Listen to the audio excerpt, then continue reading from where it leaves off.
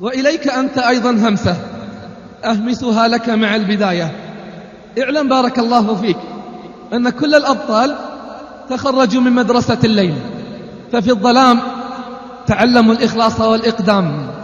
اعلم أنك لن تكون فارسا مغوارا بالنهار حتى تتعلم الفروسية والرهبانية بالليل. أخبرت عن شاب نحيل الجسم كثير الحياء قليل الكلام، همه الإسلام والعمل للدين، لم يتجاوز 27، لكنه ذو رأي وقول سديد، موفق والتوفيق بيد الله. يقول أحد الشباب: رافقته مرارا في رحلات دعوية، كم أصابنا فيها من التعب والإرهاق والمشقة والعناء، ومع هذا رأيت منه عجب العجاب. كان صاحب قيام ليل، وليس بأي قيام، بل قيام طويل تتعب منه الأقدام. أحبتي، كثير هم الذين يقومون، لكن أين قيام من قيام؟ من وقف دقيقة ليس كمن وقف ساعة.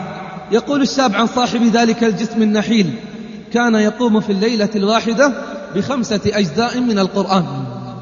كان يقوم في الليلة الواحدة ب5 أجزاء من القرآن، وما تخلف عن ذلك ليلة واحدة مهما كانت الظروف ومهما كانت الأحوال. قلت: هكذا هم الصادقون. قلت: هكذا هم الصادقون. كانوا قليلا من الليل ما يهجعون، وبالأسحار هم يستغفرون. هكذا هم الصادقون. تتجافى جنوبهم عن المضاجع، يدعون ربهم خوفا وطمعا، ومما رزقناهم ينفقون. فلا تعلم نفس ما أخفي لهم من قرة أعين جزاء بما كانوا يعملون. إن أمة تمتلك أمثال هؤلاء الفتيات والفتيان أمة لا تقهر ولا تغلب بإذن الله، ولكنها تمتحن وتبتلى حتى يأتي أمر الله، وحينها يفرح المؤمنون، وحينها سيعلم الذين ظلموا أي منقلب ينقلبون.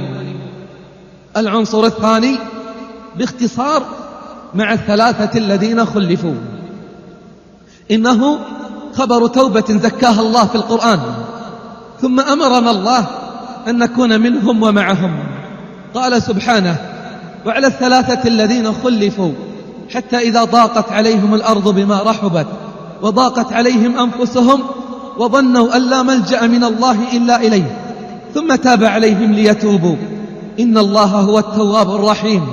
ثم اسمع هذا النداء العظيم: يا أيها الذين آمنوا اتقوا الله وكونوا مع الصادقين. جاء خبرهم عند البخاري مفصلا، وأنا أسوقه لكم باختصار. أمر النبي صلى الله عليه وسلم أصحابه ليتأهبوا للغزو، وكان ذلك في غزوة تبوك. كان الحر شديدا والسفر بعيدا والعدو كثيرا وعنيدا. يقول كعب بن مالك راوي الحديث وأحد ال3 الذين خلفوا: والله ما كنت قط أقوى ولا أيسر حين تخلفت في تلك الغزوة. ولما انطلق النبي صلى الله عليه وسلم ومن معه قلت: غدا ألحقهم، ولكن لم يقدر لي ذلك، ولقد هممت أن أرتحل فأدركهم وليتني فعلت، ولكن لم يقدر لي ذلك، ليقضي الله أمرا كان مفعولا. ولقد سأل النبي صلى الله عليه وسلم عني وهو في القوم بتبوك، فقال رجل: يا رسول الله، حبسه برداه ونظره في عطفه. فقال معاذ بن جبل: بئس ما قلت، والله يا رسول الله ما علمت عنه إلا خيرا. فأين هم الذين يدافعون عن أعراض إخوانهم اليوم؟ يقول كعب: فلما بلغني أن النبي صلى الله عليه وسلم توجه قافلا أي راجعا حضرني همي، وطفقت أتذكر الكذب وأقول: بماذا أخرج من سخطه غدا؟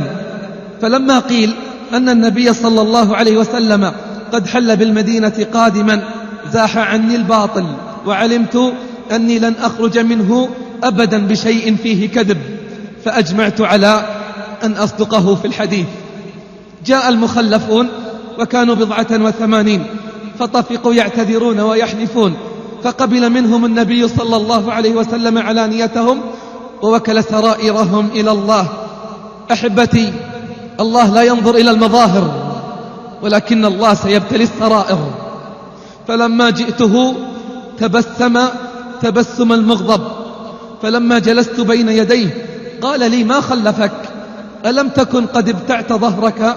قلت: بلى، والله لقد علمت لئن حدثتك بحديث كذب ترضى به عني ليوشكن الله أن يسقطك علي، ولئن حدثتك حديث صدق تجد علي فيه إني لأرجو فيه عفو الله.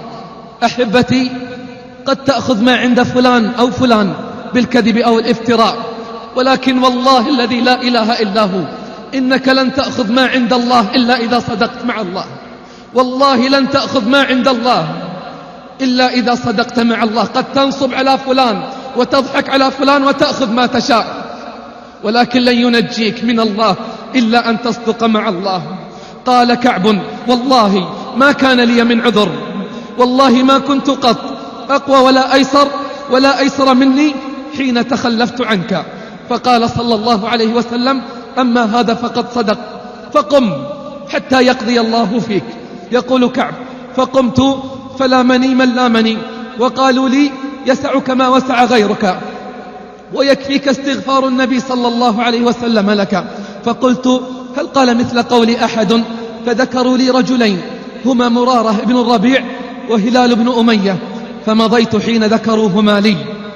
ونهى النبي صلى الله عليه وسلم عن كلامنا نحن الثلاثة، فاجتنبنا الناس وتغيروا لنا حتى تنكرت لنا الأرض، فلا هي الأرض التي نعرفها، بل حتى تنكرت لنا أنفسنا التي بين جنوبنا، فلا هي بالأنفس التي نعرفها. فلبثنا على ذلك 50 ليلة. أما صاحباي فقعدا في بيوتهما يبكيان، أما أنا فكنت أشب القوم وأجلدهم، فكنت أخرج لأشهد الصلاة مع المسلمين وأطوف بالأسواق ولا يكلمني أحد. كنت آتي النبي صلى الله عليه وسلم في مجلسه فأسلم عليه بعد صلاته، وأقول في نفسي: هل حرك شفتيه برد السلام أم لا؟ ثم أصلي قريبا منه أسارقه النظر. فلما طال الأمر واشتد ذلك علي تسورت جدار حائط أبي قتادة، وهو ابن عمي وأحب الناس إلي. سلمت عليه فوالله ما رد علي السلام. قلت: أنشدك بالله يا أبا قتادة، هل تعلمني أحب الله ورسوله؟ فسكت، فناشدته فسكت، فناشدته في الثالثة فقال: الله ورسوله أعلم. ففاضت عيناي وخرجت أمشي في سوق المدينة، فإذا بنبطي من أهل الشام يقول: من يدل على كعب بن مالك؟ فأشار الناس إلي، فجاءني فدفع لي كتابا من ملك غسان يقول فيه: لقد بلغنا أن صاحبك قد جفاك ولم يجعلك الله بدار مضيعة أو هوان، الحق بنا نواسيك. فعلمت أن هذا من زيادة البلاء، فتيممت به التنور ورميته به. يمتحن العبد على قدر إيمانه، إن كان في إيمانه شدة شدد عليه في البلاء، وإن كان في إيمانه رقة خفف عنه في البلاء. يقول كعب: فعلمت أن هذا من زيادة البلاء، فتيممت به التنور ورميته فيه. فلما مضت 40 من 50 ليلة جاءنا الأمر من النبي صلى الله عليه وسلم أن نعتزل نساءنا. قلت: أطلقها أم ماذا؟ قال: بل اعتزلها. فقلت لها: أي لزوجتي: الحقي بأهلك حتى يقضي الله في هذا الأمر، ولقد قيل لصاحبي مثل ما قيل لي.